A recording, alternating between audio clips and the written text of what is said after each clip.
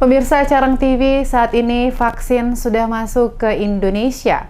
Namun, jangan terlena dan tetap waspada, tetap lakukan 3M, menggunakan masker, menjaga jarak, dan mencuci tangan. Kacap Jari Saparua pastikan tindak lanjut pelaporan masyarakat.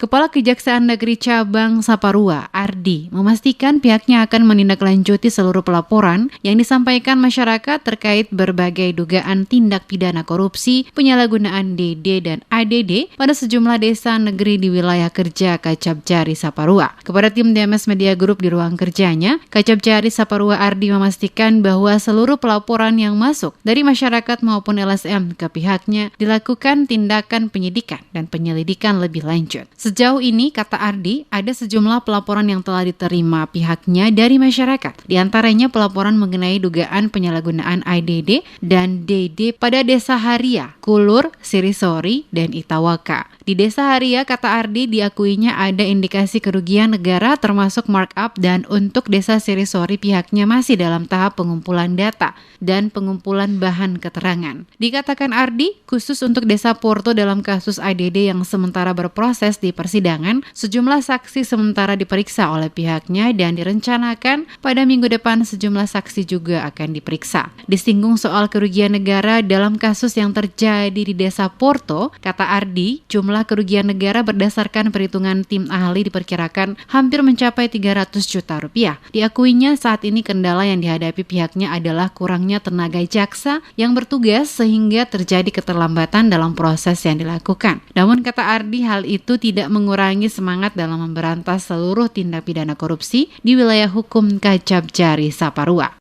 Kalau untuk Porto sendiri berdasarkan perhitungan ahli itu sekitar 300 jutaan lebih.